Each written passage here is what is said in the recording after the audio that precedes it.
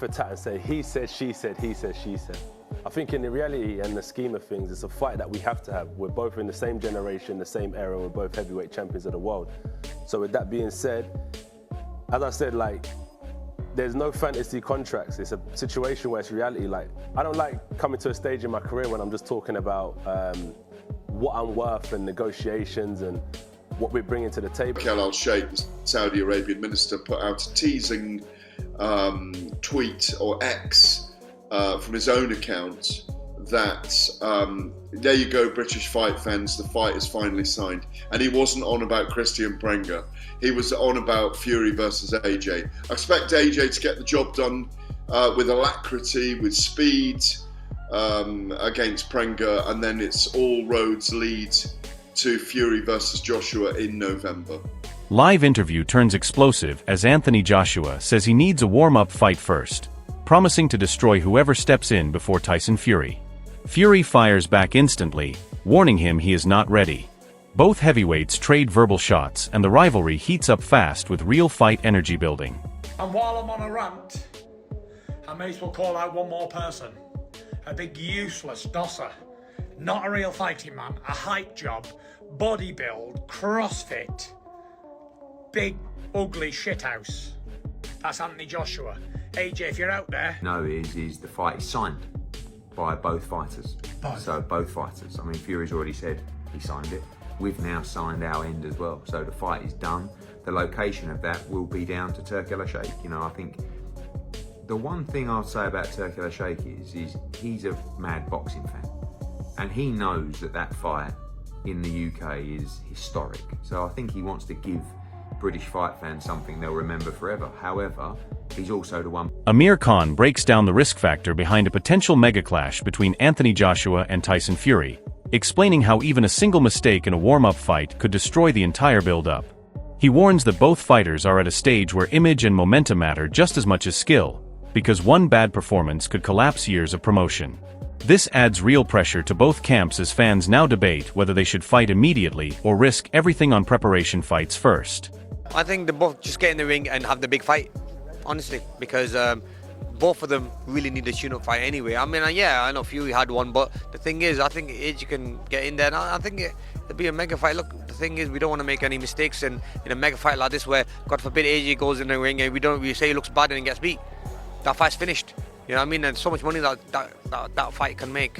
Why would they risk it and take a tune-up fight in between? So I think Anthony Joshua lays down a strong statement about legacy and timing as he pushes the idea that this clash with Tyson Fury is unavoidable.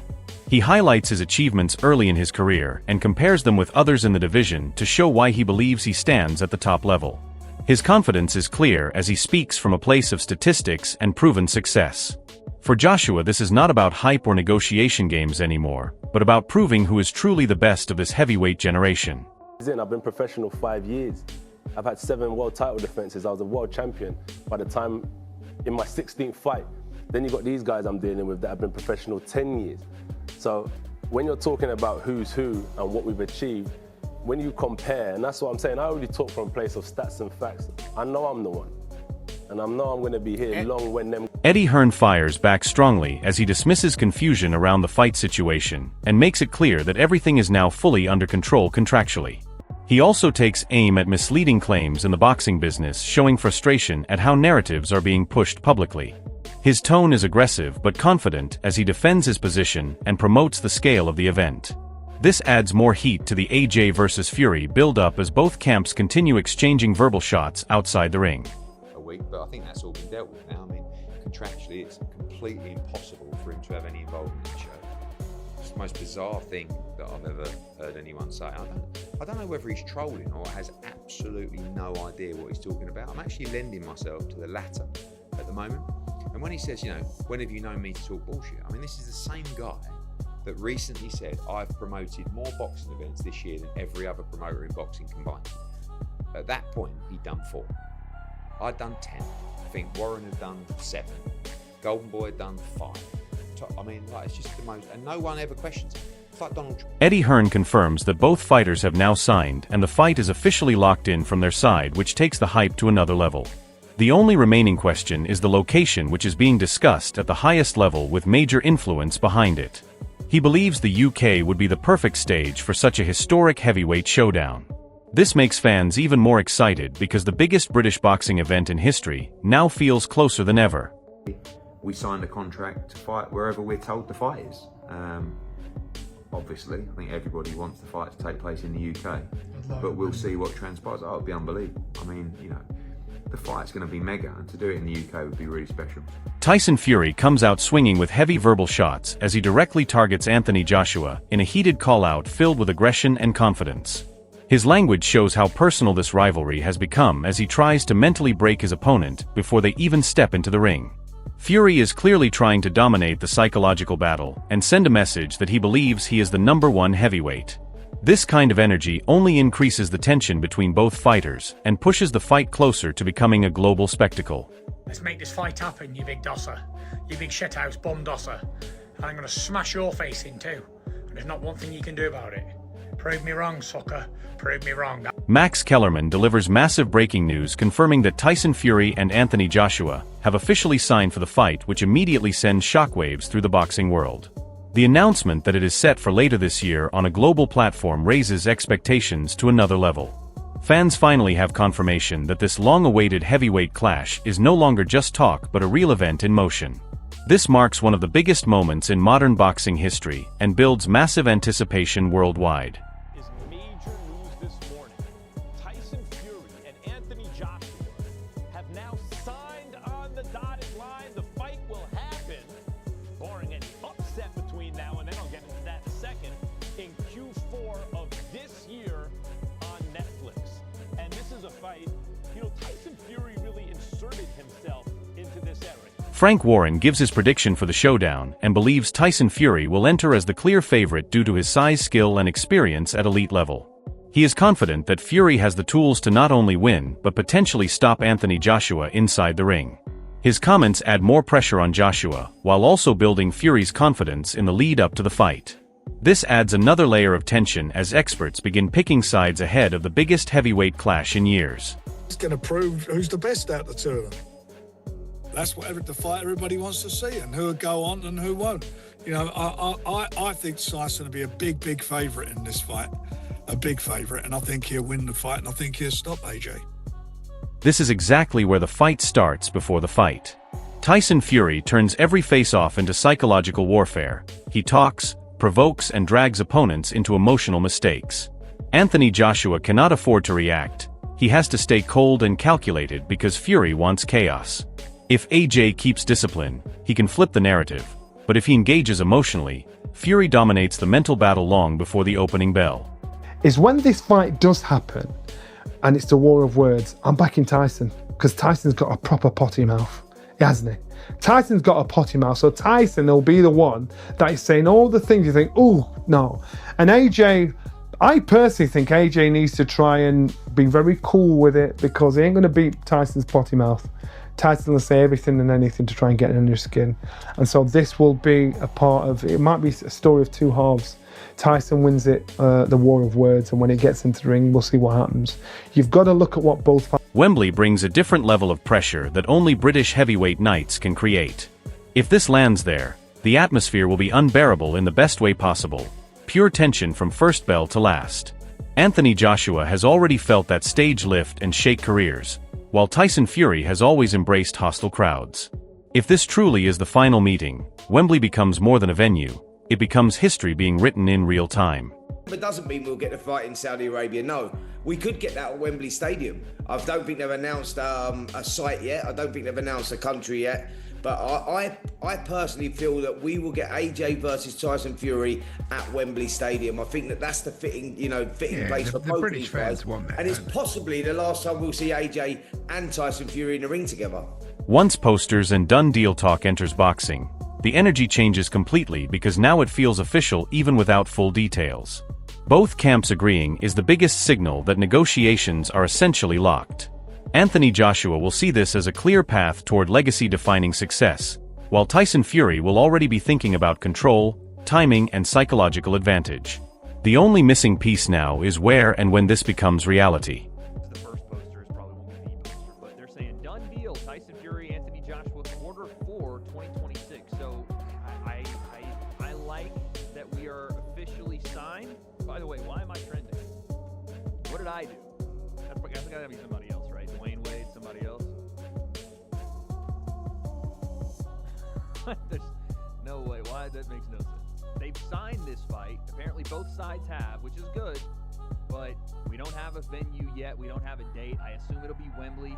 I assume it'll be December or November, something around that time frame. I don't know. This is where strategy goes beyond boxing and into event planning at the highest level.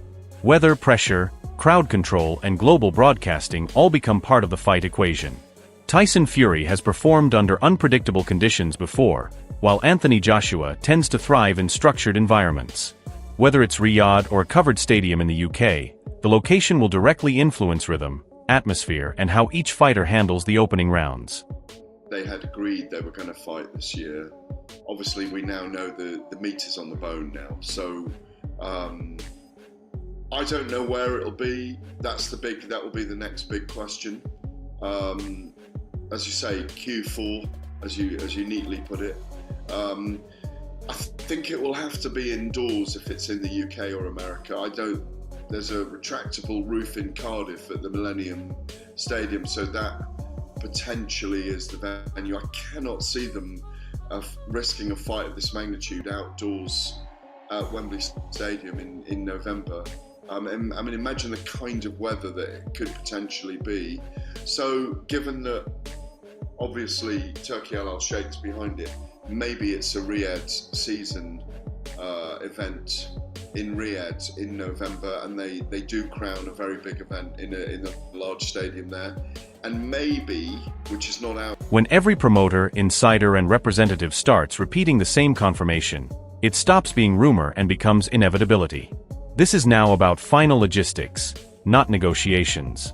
Anthony Joshua will be preparing mentally for one of the biggest nights of his career, while Tyson Fury is already shaping the narrative around confidence and dominance. The boxing world has moved past speculation, and attention now shifts fully toward preparation and psychological warfare. Each part of this deal, everybody is saying the same thing, that Anthony Joshua and Tyson Fury is signed and sealed, and they will fight this year. So I've been trying to contact everybody from the relevant sides. I've managed to speak to Spencer Brown from Gold Star Promotions, who obviously represents Tyson Fury, and he says, yeah, go ahead, confirm it. So Eddie Hearn has already put on his Instagram, signed, sealed, delivered, AJ v Fury. Eddie Hearn is laying out a very controlled roadmap here, and it is clearly built around timing Anthony Joshua perfectly for the Tyson Fury clash. A warm-up in July is not about excitement, it is about safety, rhythm, and confidence building after setbacks. Eddie Hearn knows that rushing straight into Fury would be too risky, so this approach protects AJ while still keeping the mega fight on track. But every added fight before Fury also increases danger, because one bad night can change everything instantly. Netflix, everybody. So I think they'll be looking at a slightly easier option for Anthony Joshua to. Carl Froch is speaking from pure fighter mentality here, and he is warning about the real risks that come with delaying a fight of this magnitude. From his perspective, every extra step before Tyson Fury increases the chance of injury or disruption, even against lower-level opponents. Anthony Joshua does not gain much from unnecessary build-ups at this stage, and Tyson Fury also benefits from direct momentum into big fights. The urgency is clear. This is the kind of clash that loses value the longer it is postponed. We still want to see it now because it's AJ Tyson Fury. It's past his sell-by date, but it's still a big fight. These two should just fucking get on with it, get in there and get this fight made. And all this pre-fight warm-up bullshit is totally unnecessary. It's going to kill it. Anyway, let's see what transpires with the AJ Fury fight. I feel that if these two don't fight each other next, if AJ has a warm-up fight, he could, even if he's fighting someone who's a knockover, he might get injured, he might hurt his elbow, he might jar his shoulder or twist his neck, and he's going to need 2-3 months out. Then he's going to need another 3 months training camp. This fight gets further and further away from happening. This fight needs to happen now. Ade Oladipo is highlighting the importance of momentum building before the biggest test against Tyson Fury. Anthony Joshua needs that summer fight to reset physically and mentally, especially after the pressure and criticism of recent months. It is not just preparation, it is about rebuilding confidence and sharpness before stepping into a career-defining clash. Tyson Fury represents a completely different level of challenge, so this staged approach is designed to ensure AJ enters the ring at his absolute peak. You want to get in there against someone. You want to go through a fight camp and get in there against someone and destroy them, so that when you approach the Tyson Fury fight, you know you are at your best, like physically and mentally, which is very, very important because of what AJ's gone through in the last few months. So Derek Chisora is reacting like a fan who expects only elite-level entertainment, and in his view anything outside that standard does not deserve attention when Anthony Joshua and Tyson Fury are in the picture. His frustration also shows how highly he rates AJ in a matchup like this, believing it would be a one-sided situation. But at the same time, it reinforces the point that the heavyweight division is being measured against this super fight, and everything else feels secondary right now. Shit. Oh shit, let's be honest about it. I heard what you said about my fight with Deontay. His fight was more shit than anything else. AJ's gonna eat him in fucking four or 5 rounds. He no power, nothing. Good shit. Fucking hopeless. Fucking, we were falling asleep, me and Teki out. This whole build-up is now heading toward one of the biggest heavyweight clashes in modern boxing as Anthony Joshua prepares to face Tyson Fury, and everything around it is already feeling massive before the first bell even rings. The warm-up fight discussions, contract confirmations, and constant media pressure are all building one thing: pure anticipation. Tyson Fury enters this with his usual mental edge, unpredictable talk and ability to get inside an opponent's head long before fight night, while Anthony Joshua brings controlled power, discipline, and a strong need to prove he is still at the very top of the heavyweight division. If Tyson Fury wins, it cements his dominance over this era and strengthens his legacy as the most mentally dominant heavyweight of his time. But if Anthony Joshua shocks the world, it becomes a defining redemption moment that completely reshapes his career narrative. The real battle will not just be physical, it will be mental, because whoever controls their emotions will likely control the fight itself. Now everything leads to one final moment the boxing world has been waiting for, and fans just need to decide who they believe comes out on top. So make your prediction, and stay tuned for more updates and breakdowns.